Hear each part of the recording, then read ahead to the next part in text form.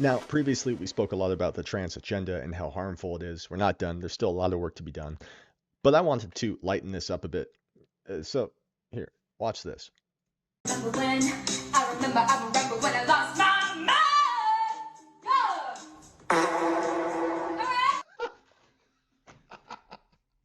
mind. That's great. Okay.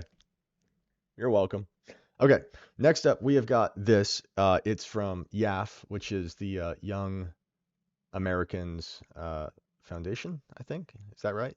Yeah, Young Americans Foundation. This time we've got Matt Walsh. It's rather entertaining. Let's watch it together and discuss. I'm transgender. I'm born and raised here in New Mexico. I have a graduate degree in information technology, marketing, business, and Can't even finance. get your wife wet, so what's good? I own my own home. I pay my taxes. I Have you guys have a seen that? six-figure Probably, job. I think. I'm a respected professional in Albuquerque. I'm a mother. My life experience is that I'm an awesome person. I am well-liked. I'm responsible, and I think I'm pretty cool. You touched on something. You said something earlier that for you, when somebody calls you a man, it doesn't faze you because, like, you just know that you're a man. That was interesting to me because I feel the same way about my identity as a woman. My question leading up to this, you've asserted that no one would ever see me as a woman, that nobody would ever see or could see a transgender person as a woman, and yet I have dozens of friends from diverse backgrounds. Women from the reservation, a woman from Japan. From the beginning of this episode, they're afraid. Several immigrant women. They're afraid. I have my coworkers, I have my boss, my VP, my CEO, all respecting me as a woman. My family, my long-term friends who are actually here with me. All of these people assure me, like, I'm a woman. They'll tell me, girl, like, there is no way you are a man. They see me as a woman. So the question, Okay. how can you assert that nobody would ever see me as a woman when my material experience tells me you're wrong? Okay. It's interesting that that's the part of my talk you chose to ask a question about, because that's not in my talk at all. I don't believe I said that no one would ever see you as a woman. I mean, it's possible, I suppose, that you could fool someone. Now, you brought this up, so I have to tell you that you brought this up. You've put your identity on the table for conversation. And so I'm going to say you wouldn't fool me at all. I mean, I see a man 100%. And I think that most people would. Now, the fact that you have people in your life who are saying to you, oh, you're totally a woman, that's exactly what I'm talking about. No one in my life has ever once said to me, you're totally a man, Matt. You know, if a friend of mine called me on the phone and said, listen, Matt, I want you to know you're really a man, I would think that there was something wrong with him. I would say, why are you saying that at all? It doesn't make any sense. So the fact that this is a conversation to begin with tells me, it only proves the point that I'm trying to make, that your identity, even in your own mind, is up for, it's something that you need to be assured of. Now, what I would like to ask you, again, because you're standing here, and so you've brought your identity on the table for discussion. So how do you know that you're a woman? It was first when I heard transgender persons describe their experience in their own words, and this was only about 2 years ago. Hearing somebody describe things, it was a woman from like England, describing her experience, her childhood, her teenage years. And it blew my mind to be listening to her, because it was just some podcast that I was listening to while I was like doing laundry. But it blew my mind to hear somebody so eloquently and precisely describe things that I had experiences What that was I the had description? experienced. What did they say? Okay, so I am honestly hesitant. I know that you touched earlier about the difficulty that transgender women might have in describing their identity, but I want to state, I honestly don't feel that you would engage in this conversation in good faith. Then why are you And here? so- Why It's did like you one stand guy up to talk to clapping. me if you don't want to have a conversation? You're saying that you discovered that you're a woman. I'm asking you how you did. That's a very fair question. Okay. How do you know that you're a woman? That's fine. All right. So first of all, listening to transgender people, and it was wanna- like, okay, really this is quick. a one-off. I just want to say, I mean, this isn't going to go the way this man thinks it is, okay? Or maybe he knows. But for the record, this is not how this usually goes. This man in a dress is actually being respectful. It's commendable. And it's commendable that he got up there and spoke at all. So, good for him. One person describing these things. Things like looking at yourself in the mirror and not recognizing yourself. Hearing compliments like, you are such an example, like a positive masculine role model. And just hearing that and being like, it feels like they're talking about somebody else. It means feeling alone, even when you're surrounded by guys, even when you have a lot of friends. And I was active in like Boy Scouts. I'm an Eagle Scout. I had great masculine role models my whole life. And yet I never felt like I belonged. I felt welcome and But included. why does that make you a woman? This guy, Because As opposed to just a man who doesn't get along Looks with just some like other Mac man, from Always or a man who's depressed, or a man who doesn't feel at home totally in his body, which, by the way, is a pretty universal human experience. Everybody goes through it at one time or another. So in what way does that make you a woman, though? And it's interesting. You're telling me that you listen to the experiences of other transgender people, Well, yeah. but what about women? So Because trans women are women, you would say, right? I would say that. Yes. Exactly the same. Yes. Okay, well then why do Well- you need to hear the testimony of quote unquote trans women? Like how you pick any actual woman in this room? In what way do you know that you belong in the same category as them? I know because they tell me. So here was the You need them to tell you what you are? women. Yes. I trust the opinions of the women around And me. if most it's women- incredible. You might try it sometime. If most women voted and said they don't see you as a woman, would you say I'm not a woman anymore? If who? If most women voted and said they don't see you as a woman anymore, would you then relent and say I'm not a woman? I would say most people on the planet have no idea who I am. I'm going to trust the opinions of the people who've spent their lives with me. But you are relying on other people to tell you who you are, is what we're establishing. For context, I know you like to think, I know you like to say, everybody's rah-rahing and supporting transgender people, and yet they're still killing themselves, etc.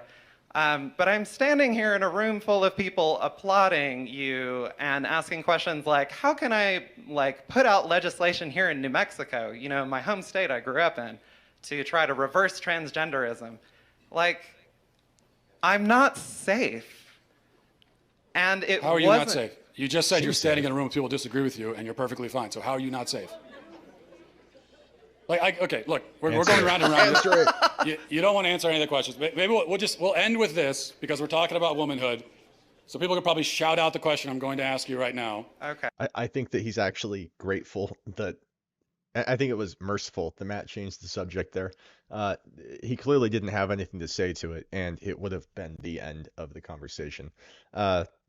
He had nothing to say. He's perfectly safe in that room. Nobody's throwing anything at him. And if anything, there is a mob of people outside that room who desperately want to get in to strangle Matt to death. Okay. But you know that you're a woman. Yes. What is that? So gender is a social thing. It only I don't want makes to hear sense that. What in is a social- woman? What No. is a woman? What is a woman? The word woman, define in the dictionary. Go. A woman is somebody who is included and respected and seen and participates in society, recognized by other women. If you speak with women, That's a circle. Circular definition. that's mine. Whatever. Okay. All right. Okay. Okay. Next up, we have another scene from the same event at YAF with Matt Walsh. Let's watch this, and we'll discuss. So you've talked a lot about the mental illness and depressed and anxious population in the trans community, but you don't talk about the happy people in the trans community and how these preventative measures of, let's say, like puberty and the surgeries that go for gender affirmation and how these are life-changing and life-saving. I know Says who? many people. How do you know? Oh, okay. 1 second, if I can finish my conversation. Okay. Many people in my life have had these interventions made, and it's saved their lives. I can list dozens of people in my life. So what do you have to say for... You can list dozens of people who had surgeries and drugs as children and would be dead today if they hadn't? I'm sorry. Let me rephrase that. Dozens of people who have had interventions, including gender affirming, let's say therapies, yes, hormones, surgeries, that have made their lives better. I'm not saying it didn't force them to commit suicide, but it made their lives better. What do you have to say for the happy trans community? They're not happy. I guess I would throw back at you first, because the burden of proof is on you on this one. And I'll explain why the burden of proof is on you. Because as I went over in the talk, for thousands of years, human beings existed, and there was no such thing as trying to medically transition people into another gender. And as far as we know, there was no suicide epidemic because of it. And then in the last few years, people like yourself have come along and said, we desperately need to do this, or So I want to say this is another part of a larger thread that Matt has talked about a lot in the past. The argument made is that children are, especially in the trans community, are ending their own lives at an unprecedented rate compared to the rest of the population. Now, they say that that's because they're not being affirmed. However, they also say that transgender people have been around for thousands of years and that they only now had the freedom to come out, which is an absurd statement. So the question that Matt usually poses is, how is it possible that if, say, 50, 100, 200 years ago, it wasn't appropriate to come out as trans, but there were still this 1 in 5 kids were trans, okay? It's not a social contagion. 1 in 5 kids are trans. Why weren't kids just mysteriously killing themselves at the rate that we're seeing today? Surely it must have been just as bad back then, if not worse. I mean, we're more tolerant today than we were back then. Why didn't we have this influx of just children falling off the map constantly in unprecedented numbers? And they don't have anything to say to that. So, sorry. All right, let's get back to it. people will be in despair and they might kill themselves. So you are making a claim that contradicts common sense, science, biology, also the entire experience of the whole history of the human race. And so what that means is that the burden of proof is on you to support it. And so I'm going to ask you, you said that people need this stuff so they can live happier lives and potentially it'd be life-saving, you said even. Aside from your anecdotes of your friends who told you so, how do you know that? Okay, so thinking back to when I was 16 in an anatomy class, when I learned that transgender people tend to have the brain structure that confirms their identity that they identify with. And you can look that up. That's a fact. I will look that up. We will look that up. I will look that up and I won't find it. Yeah. It's not a fact. Oh, It's not a fact. should we all pull out Google really Different quick? brain Look. structure. That's what? That's like Django Unchained. If I cut open your skull, your brain would be smaller. Because, like, how is that any different? What is she talking about?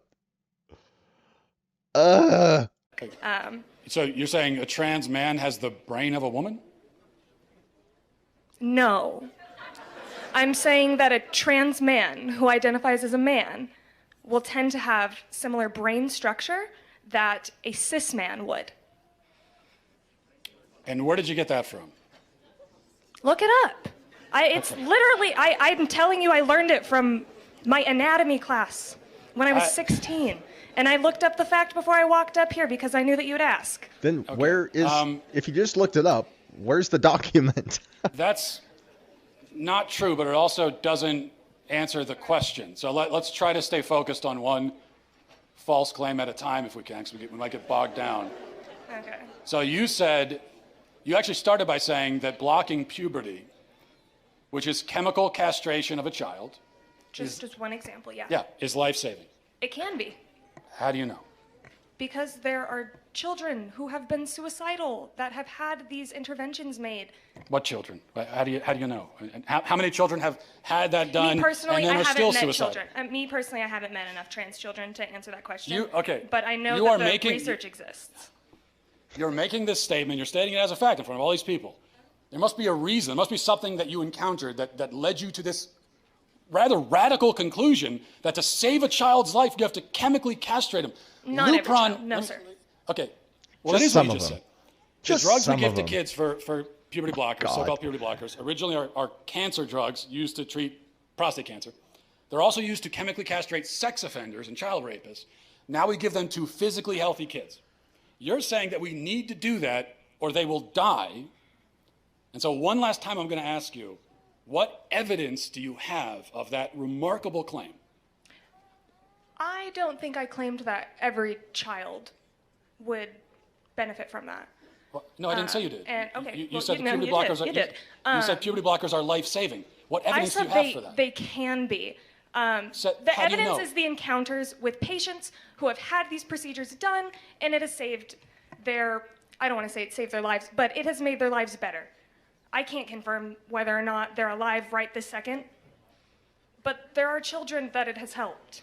So what do you have to say for the happy trans community who has benefited from these procedures? What would you be saying if it went over there, jumped into that pram? What would you be saying to the child's mother now? I'd be saying, madam, you are the victim of an 8 billion to 1 chance, a leaping anteater, an evolutionary mutant, previously unknown to science. That's my I question guess what I for have you. to say is that your entire question is built on a whole stack of false premises that you can't begin to even remotely defend. So it's a faulty question from the start. I reject your premise. I absolutely reject that there are any kids who need to be chemically castrated in order to be happy. Okay, let's... I reject that. And she walks away. Hey guys, really glad you guys stuck around for this video. If you want to see more, find me on Rumble. Click one of these links. Be sure to comment, like, subscribe. And you've been watching Doublespeak.